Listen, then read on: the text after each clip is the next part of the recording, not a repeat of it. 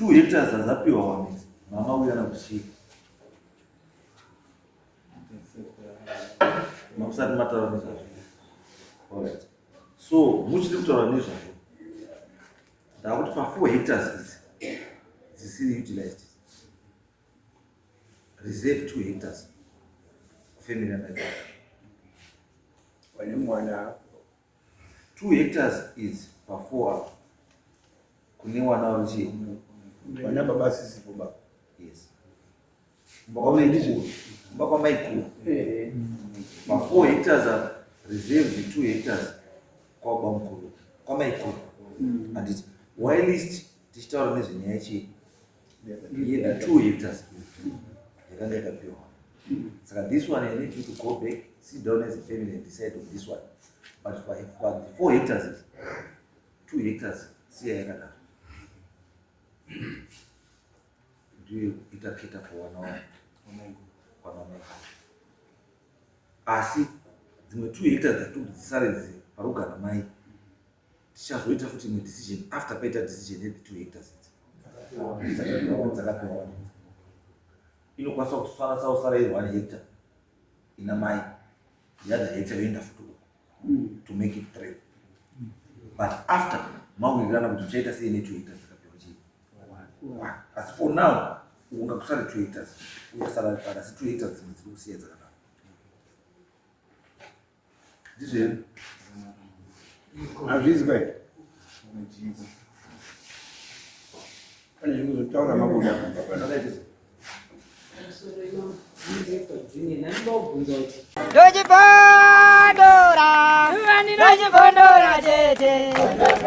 Teach Catch MTV inokupa nyaya dzakasiyana-siyana dzinoitika mumatunhu atigere neakatikomberedza, dzinotyisa, dzinofundutsa, dzinokatyamadza pamwe chete nedzinosetsa. Kuti musarasikirwe nenyaya idzi munoenda pa YouTube channel yedu Teach Catch MTV mondo subscribe ipapo, musakanganwe kulaika pamwe chete nekushare, musazokoshiwe kupfanya kabhatani ako ndokabheroka kuitira patinokanda chinopisa munoyeuchidzwa. Teach Catch MTV tinodzifamira Rajibondora tete. Pamusoro changamisi. Taenda kwa Chikumbira. Kwenyaya kwa Chikumbira. Saka tasvikapo ndofunga land size yataona inosvika about 5 to 6 hectares. Pa 5 to 6 hectares zataona taona pane temporal structure 1 ikunzi yakapiwa munhu. Iri kumeasure about 90 by 70 meters. Saka it's almost 0.8 meters. The other side, riri rakatarisa kunonzi kwa Mhandu, boundary naMhandu yemhuri kwa Chikumbira. Kune ma-stands 2, one yacho ndiyo hombe yakapiwa munhu is about 1 hectare. Ine 140 meters by 85 meters. The other one iri pamusoro stand league yakapiwa munhu ine 54 meters by 43, saka it's about 0.5 hectares area. Then mastands aya imwe yacho yakaenda kudzimikirwa pakati peyard because kukona kupinda kunoigwa vanhu vekwa Chikumbira, saka yakangoenda kupinda pakati. Dzimwe 2 dziri ku one side dziri kuboundary rekwa Mhandu, saka ndomamirira akaita ku land iri unutilized. Land iri unutilized ingangosvika around 4 hectares because vari vanofanira kunge vakonzuma almost 2 to 2.5 hectares. Okay, so homestead chaiyo ine hectares dzakadini? Homestead ndiyo yakubata pese kune vanhu vakapiwa 2 vakapiwa. Homestead tabvisa wakapiwa ndiyo yandaisa almost 4 hectares. But ndo parugara mai mai vari kugara within the 4 hectares. Havasi kugara kune kwavakapa vanhu. Wakapiwa vanhu matisi around 2 hectares. Around 2 hectares. Mai vasara neabout 4 hectares. Mhuri yese yasara neabout 4 hectares. About 4 hectares. Vana varipo pane vasikana 6 nevakomana 2 to make them 8. Wakomana ungani? Wakomana 2. Wakomana 2. umwe akatopiwa umwe ndiye ari survive, ndiye ana mai apa lendi iyi. The other one akashaya ane wana varipo vakomana. Okay. So it means that a land yese 6 hectares, land is utilized as 4 hectares. It utilized as 2 hectares. And this 2 hectares is inclusive. Ye one wakapiwa wa ndio wakapiwa hectare wakapiwa 0.8.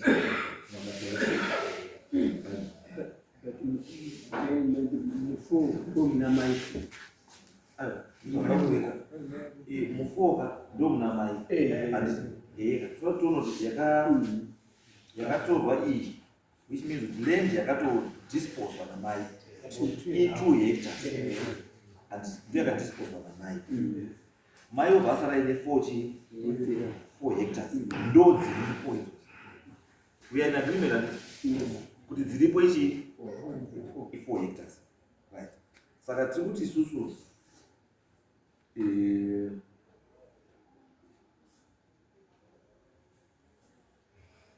mai pa 4 hectares dziripo dzasara ku 2 hectares dzapiwa wamidzi mama uya nakushika makusati mataura nezvazvo. Alright. So muchiri kutaura nezvazvo ndakuti pa 4 hectares idzi dzisiri utilized, reserve 2 hectares family and wane mwana 2 hectares is pa 4 kune wana waruchi wana baba sisipo baba. yes mbakwa maikuru pa 4 hectares are reserved 2 hectares kwa baba mkuru kwa maikuru. And whilst tichitaura nezvenyaya ichi yeda 2 hectares yakanga yakapiwa. Saka this one I need you to go back, sit down as a family and decide on this one. But for the 4 hectares, 2 hectares, see yakada. Ndio itakita kwa wana asi dzimwe 2 hectares dzisare parugara mai tichazoita futi imwe decision after paita decision ye 2 hectares dzakapiwa.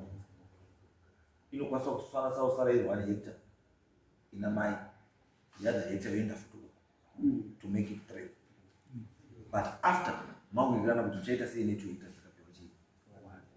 As for now ungakusara 2 hectares uyasara parasi 2 hectares dzimwe dziri kusiya dzakadaro. Ndizvo azvizwe pane zvimwe zvotaura mabuda zvakaita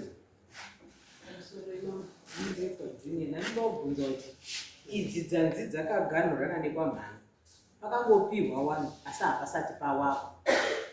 hapasati patowakwa, hapana kutowakwa, akawakwa ndeyakaisaka temporal structure Pane change. temporal structure 1 uku wakangopa hakuna vanhu vakavaka chini.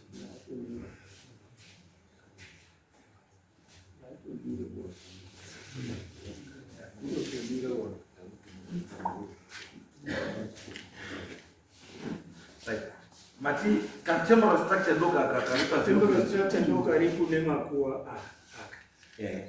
Ndo kune temporal structure uku kumastenza yatakutokoza apa pakapiwa munhu nehectarage yacho. Asa hapasati pawakwa. Asa hapana.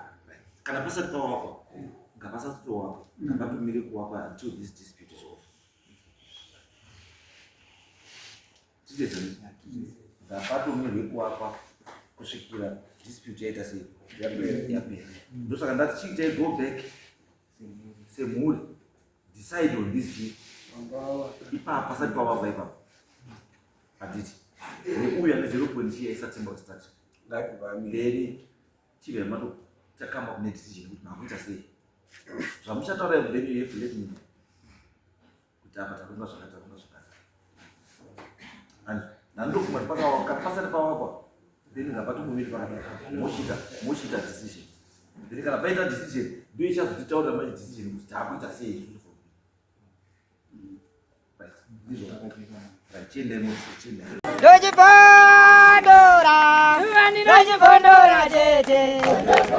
Teachkach MTV inokupa inyaya dzakasiyana-siyana dzinoitika mumatunhu atigere neakatikomberedza, dzinotyisa, dzinofundutsa, dzinokatyamadza pamwe chete nedzinosetsa. Kuti musarasikirwe nenyaya idzi, munoenda paYouTube channel yedu Teachkach MTV, mondo subscribe ipapo, musakanganwe kulaika pamwe chete nekusheya, musazokoshiwe kupfanya kabhatani ako ndokabheroka kuitira patinokanda chinopisa munoyeuchidzwa. Teachkach MTV tinodzifamira.